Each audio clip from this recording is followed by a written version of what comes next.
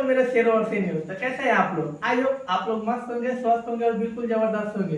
तो जैसा अभी हम लोग का क्लास जो चल रहा है, केमिस्ट्री का चल रहा है, अम्ल क्षार और लवण का, एसिड बेस एंड सॉल्ट का। पिछले क्लास में हम लोगों ने पढ़ लिया था अम्ल किसके कहते हैं और अम्ल के भौतिक गुणधर्मों के बारे में हम लोगों ने पढ़ लिया था।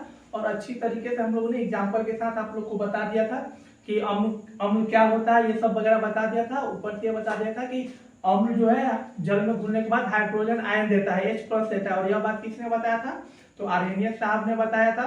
अम्ल का पीएच मान कितना होता है ये बता दिया था हम लोगों ने आपको।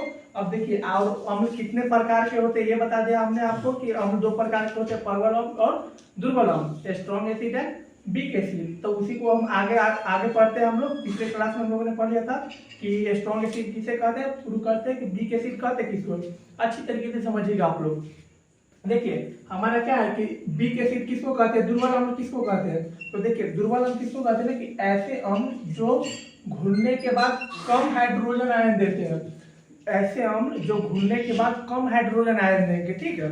उसमें क्या था प्रबल अम्ल में कि वैसे अम्ल जो जल में घुलने के बाद ज्यादा हाइड्रोजन आयन देते थे, तो उसको हम लोग कहते थे स्ट्रॉन्ग एसिड। अब इसमें क्या है, ऐसे अम्ल जो जल में घुलने के बाद कम हाइड्रोजन आयन देंगे, इसी को हम लोग क्या कहते हैं, इसी को हम लोग वीक एसिड कहते हैं, दुर्बल अम्ल कहते हैं, ठीक। अब आगे समझते, देखिए क्या लिखा हुआ है कि दुर्बल अम्ल, ठीक है। दुर्बल अम्ल को हम लोग क्या कहते हैं, कार्बनिक अम्ल भी कहते हैं, ठीक। दुर्बल अम्ल को हम लोग क्या कहते हैं, तो कार्बनिक अम्ल कहते हैं। और दुर्बल अम्ल को हम लोग कार्बनिक अम्ल क्यों कहते हैं, क्योंकि इसमें कार्बन और हाइड्रोजन की मात्रा ज्यादा होती है, ठीक है। क्योंकि इनमें कार्बन और हाइड्रोजन ज्यादा मात्रा में पाया जाता है, इसीलिए हम लोग क्या कहते हैं, तो इसीलिए हम लोग दुर्बल अम्ल को कार्बनिक अम्ल कहते हैं।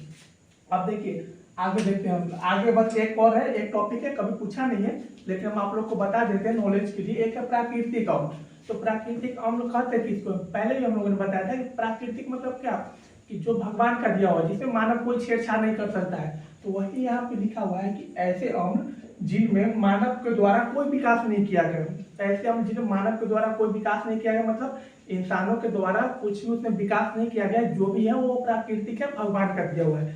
ऐसे अम्ल को क्या कहते हैं हम, तो ऐसे अम्ल को हम लोग प्राकृतिक अम्ल कहते हैं।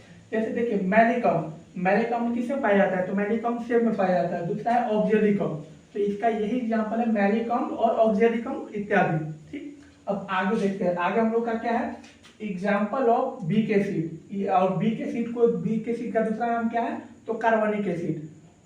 अब आगे देखिए ये एग्जाम्पल यही जो दुर्बल अम्ल होता है, जो दुर्बल अम्ल होता है ना, इसी को हम लोग क्या कहते हैं, प्राकृतिक अम्ल भी कहते हैं। जो हमारा वीक एसिड है इसी को हम लोग क्या कहते हैं, तो कार्बनिक एसिड कहते हैं। अब इसका एग्जाम्पल से हम लोग समझ लेते हैं, ठीक। और इसमें हमने पूरा लिख दिया है क्योंकि एक बार एग्जाम्पल करके फिर बताएंगे कि दुर्बल अम्ल ये जो कौन सा अम्ल किसमें पाया जाता है, तो थोड़ा वीडियो लॉन्ग हो जाएगा। तो शॉर्ट के चक्कर में हम लोगों ने आपको एक ही बार में बता दिया है कि अब सिट्रिक अम्ल है, जो सिट्रिक एसिड है तो किसमें पाया जाता है, नींबू, संतरा और खट्टे फलों में। इसीलिए हम लोगों ने आपको एक ही वीडियो में बता दिया है, छोटे वीडियो में, ठीक है। आगे देखते हैं, ठीक। ये क्या है, हमारा सिट्रिक अम्ल है, सिट्रिक अम्ल। तो ये सिट्रिक अम्ल पाया किसमें जाता है, तो जो सिट्रिक अम्ल होता है ना हम लोग का, वो नींबू में पाया जाता है और संतरा में पाया जाता है। और ज्यादातर क्या है, खट्टे फलों में पाया जाता है। ज्यादातर देखिएगा जो खट्टा फल होगा ना उसमें सिट्रिक अम्ल पाया जाता है। अब सिट्रिक एसिड के बारे में हम लोगों ने पढ़ लिया कि सिट्रिक अम्ल पाया किसमें जाता है, नींबू और संतरा में। देखिए ये जितने भी है ना कि कौन सा अम्ल किसमें पाया जाता है, अच्छी तरीके से आप लोग याद कर लीजिए, क्योंकि बार बार हर एग्जाम में 2 नंबर का ये क्वेश्चन पूछता है। जब भी होता है हर एग्जाम में 1 साल या 1 साल 20 करके सारे जितने भी क्वेश्चन है सारे रिपीटेड ईयर के क्वेश्चन है। हर बार ये एग्जाम में आप लोग को पूछेगा ही कि कौन सा अम्ल किसमें पाया जाता है, ठीक है। इसके अच्छे तरीके से याद कर लीजिएगा इस बात को आप लोग, ठीक। तो सिट्रिक अम्ल किसमें पाया जाता है, सिट्रिक अम्ल नींबू और संतरा में पाया जाता है। जो सिट्रिक अम्ल होता है ना ज्यादातर खट्टे फलों में पाया जाता है, ठीक। अब आगे देखिए, आगे हमारा क्या, लैक्टिक अम्ल।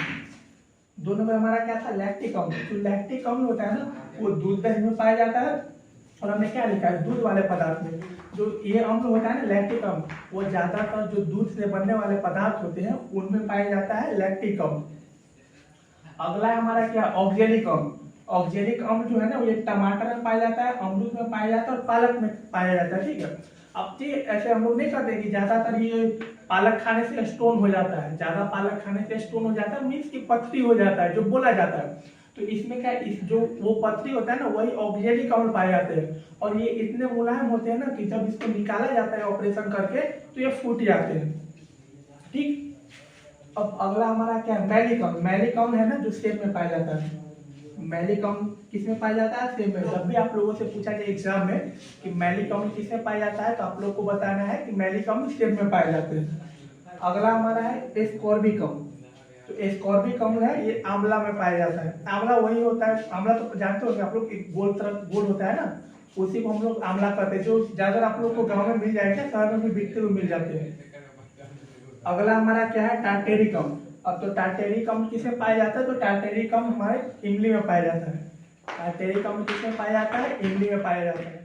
चलिए देखते हैं, जैसे हमारा क्या था टार्टेरिकम, तो टार्टेरिकम किसमें पाया जाता है, टार्टेरिकम इमली में पाया जाता है। हमेशा आप लोग इस बात को याद रखिएगा, टार्टेरिकम कहाँ पाया जाता है, इमली में पाया जाता है। ये जितने भी क्वेश्चन है ना हर साल पूछे जाएंगे, 2 नंबर के लिए हमेशा पूछे जाते हैं। ये जितना हमने लिखा है ना इसमें से आएगा, इससे बाहर का एग्जाम में एक भी क्वेश्चन नहीं आएगा कि कौन सा आम किसमें पाया जाता है। जितना हमने लिखा दिया है आप लोग याद कर लीजिएगा, यहीं से क्वेश्चन आएगा, ठीक है।